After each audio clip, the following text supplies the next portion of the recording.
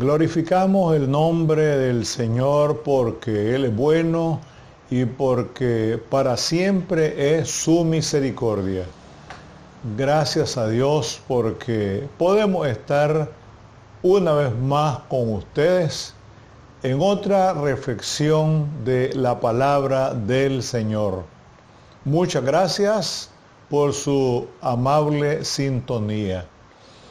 Para esta oportunidad queremos continuar con esa expresión que hemos estado utilizando en otras reflexiones anteriores y es el gerundio de evangelizar y evangelizando.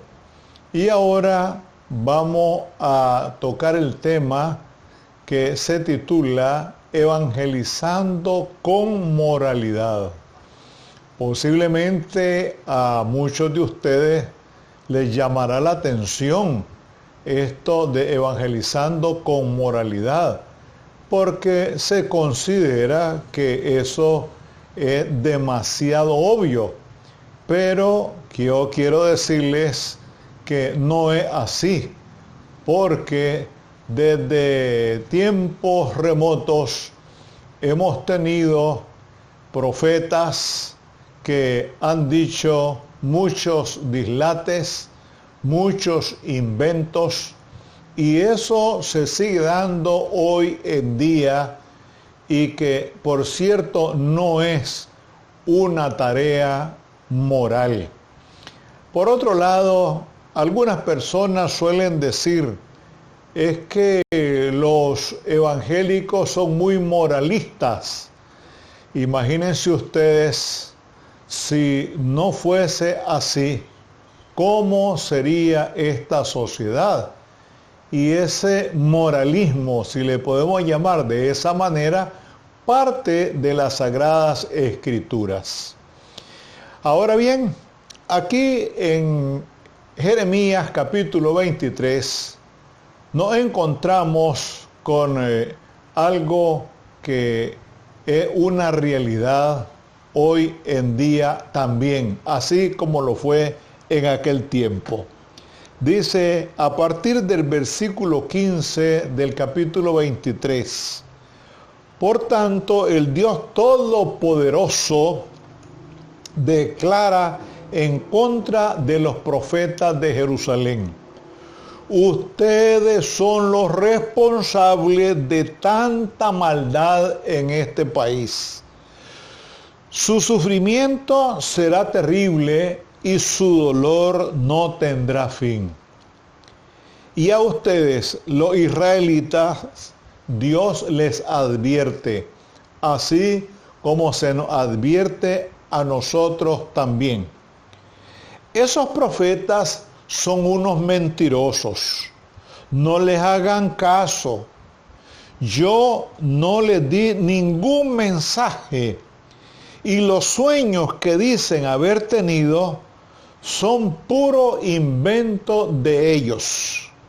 Aseguran que yo dije que a los malvados siempre les irá bien, que a los que me desprecian nada malo les pasará. Aquí está la inmoralidad del profeta. Y eso, fíjense, amados hermanos, lo estamos viendo de una manera bastante frecuente en nuestra sociedad. Hay muchos predicadores que están diciendo muchas cosas que no están de acuerdo a lo que la Biblia enseña. En otras palabras, ellos inventan.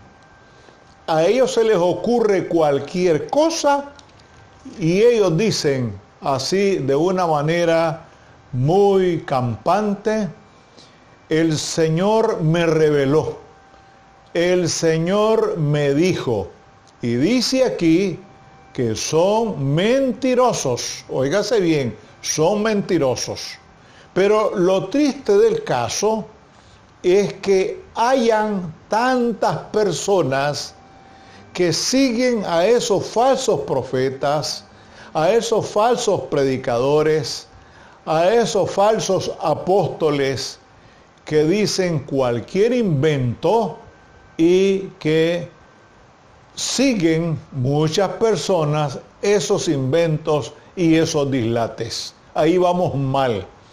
Ahora bien, esto es resultado de la falta de lectura de las Sagradas Escrituras. Si nosotros leyéramos la Biblia, perfectamente podríamos cuestionar y decirle a estas personas: dígame por favor, ¿dónde aparece eso en la Biblia? ¿Dónde está eso? ¿Me lo puede mostrar, por favor?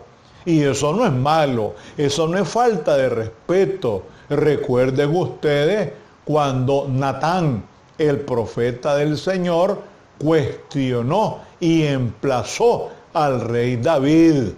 Y por cierto, el rey agachó la cabeza y reconoció el pecado que había cometido, y de ahí surge precisamente el Salmo 51. Entonces, ¿qué podemos decir con respecto a esto? Que el contenido magnífico del Evangelio de nuestro Señor Jesucristo, el Hijo de Dios, debe ser transmitido por medio de procedimientos que estén debidamente respaldados por la moral.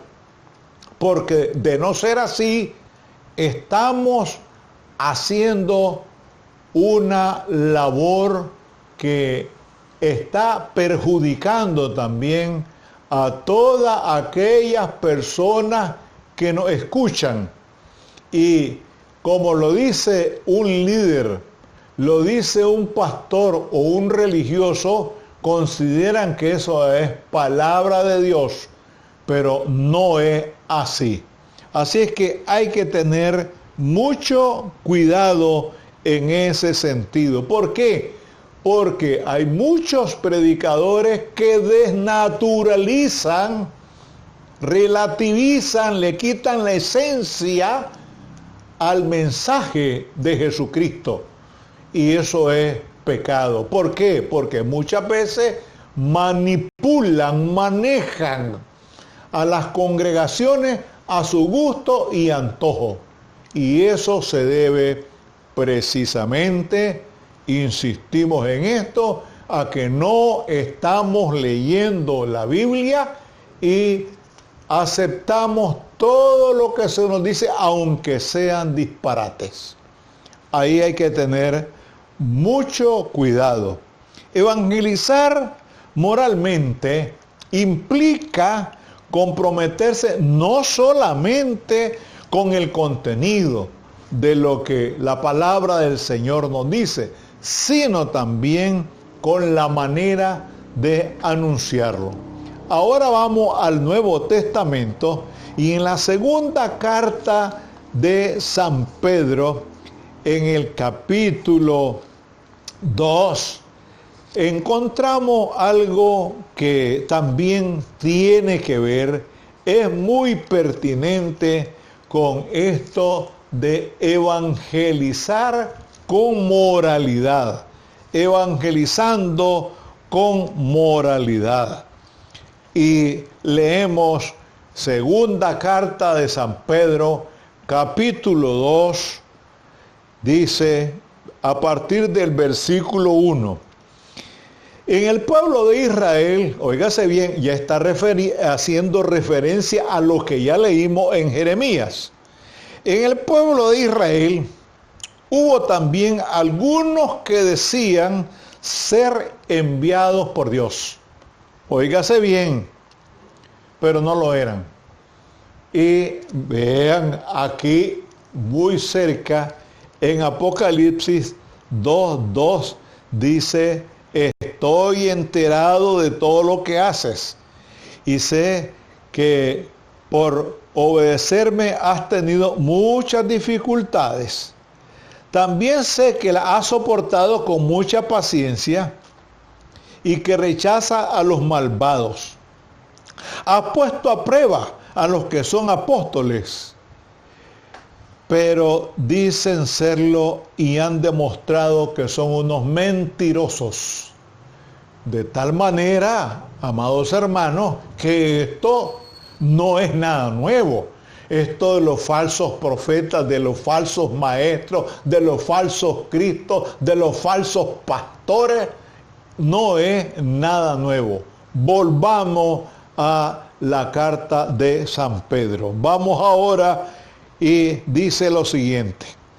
Así también entre ustedes habrá quienes se crean maestros enviados por Dios sin serlo. Y ahora, por favor, han surgido tantos individuos que se asignan y se arrogan titulazos. Aparecen por ahí escatólogos, por ejemplo. Ninguna institución religiosa seria va a dar un título de esa condición, de escatólogo. Eso no existe. La escatología sí, pero el escatólogo no. Es decir, el título ese, y le decimos titulazo, y lo decimos de una manera irónica, porque tal cosa no existe. Ahora bien, dice ellos, refiriéndose siempre a estos falsos maestros, falsos pastores, les darán enseñanzas falsas y peligrosas, sin que ustedes se den cuenta. Y hasta dirán que Jesucristo no es capaz de salvar. Imagínense ustedes, eso es una blasfemia. Eso es una cosa absurda y descabellada. Y lo triste del caso es que dice que le darán enseñanzas falsas y peligrosas sin que ustedes se den cuenta. No nos damos cuenta cuando somos ignorantes de las Sagradas Escrituras. Y a veces, y esto es más triste aún, cuando alguien está diciendo muchas cosas con mucha labia, con mucha verbosidad, y dice, qué lindo que habla. Pero resulta que lo que está diciendo son disparates. Lindo, ¿por qué? Porque yo no manejo el contenido de lo que está enseñando, de lo que está predicando. Es decir, yo solo me detengo en la forma, en la verbosidad, en la oratoria, y si grita, mejor todavía. Pero no nos detenemos en el contenido. Y ahí es donde hay que tener mucho cuidado, y yo exhorto a muchas congregaciones a que seamos muy cuidadosos con lo que dice el pastor, con lo que dice el predicador. Seamos muy cuidadosos, es decir, seamos analíticos, críticos, inquisitivos, cuestionadores, porque de esa manera nosotros podemos ayudar a esta persona también, y nosotros podemos aprender a la vez.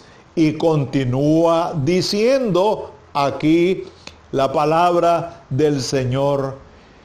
Por eso, cuando ellos menos lo esperen, serán destruidos por completo. Esto es bastante fuerte, ¿saben? Esto es bastante fuerte. Cuando ellos menos lo esperen, serán destruidos, dice. Y esto es algo que como que asusta. Cuando ellos menos lo esperen, serán destruidos por completo. Mucha gente vivirá como esos falsos maestros, haciendo todo lo malo que se les antoje.